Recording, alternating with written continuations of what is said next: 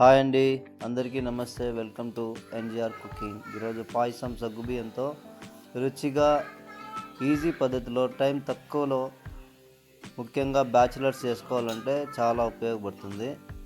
ఇంకా లేట్ చేయకుండా process start చేద్దాం. సగ్గుబియ్యం నేను 3 అవర్స్ నానబెట్టేసాను నీళ్ళల్లో. 3 అవర్స్ ముందే నానబెడితే అది మనం చేసే టైంకి కరెక్ట్గా రెడీగా ఉంటుందన్నమాట. అది ఆప్షనల్ అండి, మన ఇష్టము. సగ్గుబియ్యం వేయచ్చు, వేయకపోవచ్చు.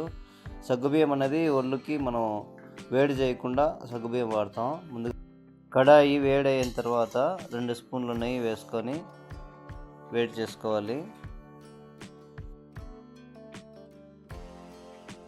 కడాయి వేడయ్యాక నెయ్యి వేస్తాం కదండి. ఇప్పుడు నెయ్యి అంతా మొత్తం కరిగే వరకు అలాగే ఉంచి, నెయ్యి కరిగిన తర్వాత మనం అందులో 1/2 కప్పు ద్రాక్ష వేసుకోవాలండి. ఎండు ద్రాక్ష బాగా వేయించుకోవాలి.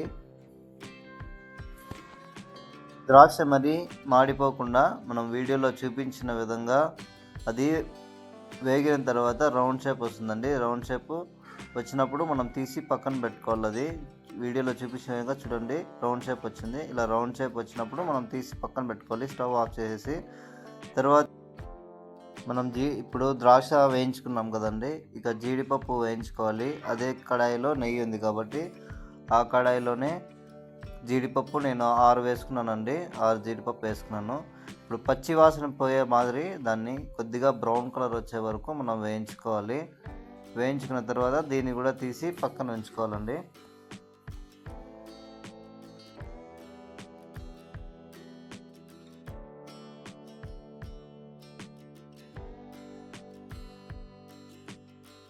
ఇప్పుడు అదే కడాయిలో ఒకవేళ నెయ్యి అనేది మనం కడాయిలో లేకపోతే కొద్దిగా నెయ్యి వేసుకొని సేమియా వేసుకొని మనం వేడి చేసుకోవాలండి, వేయించుకోవాలి బాగా. ఇది బ్రౌన్ కలర్ వచ్చేందుకు వేయించుకోవాలి, లేకుంటే సేమియా అనేది మనకు టేస్టీగా రాదనమాట. సేమియా వేయించుకునేటప్పుడు మనము అలాగే స్టవ్ ఆన్ చేసి వదిలేయకూడదండి. ఇలా తిప్పుకుంటూ ఉండాలి. తిప్పుకుంటూ ఉంటే మనకు సేమియా అనేది అడుగంటకుండా బాగా చక్కగా అన్నీ ఒకే విధంగా మనకు కలర్ అనేది బ్రౌన్ కలర్లో వస్తుంది. మనం వదిలేసినామంటే మాడు కట్టేస్తుంది, కింద రుచి కూడా తగ్గిపోతుంది అన్నమాట. మనకు టేస్ట్ ఉండదు. మనం తినేటప్పుడు పొగ వాసన అనేది వస్తుంది. కాబట్టి ఇలా కలుపుతూ ఉంటే మనకు రుచి బాగుంటుంది అన్నమాట. వీడియోలో చూపించిన విధంగా మనకు కొద్దిగా బ్రౌన్ కలర్ వచ్చాక మనం దీన్ని పక్కన తీసి పెట్టుకోవాలండి. ఇప్పుడు అదే కడాయిలో 1/2 లీటర్ పాలు తీసుకున్నానండి.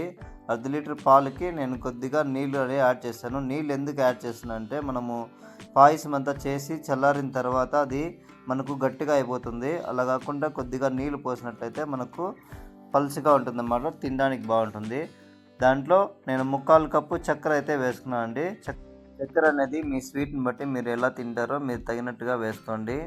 మేమైతే కొద్దిగా తక్కువే స్వీట్ వేసుకుంటామండి, అది మీ ఇష్టం అనమాట.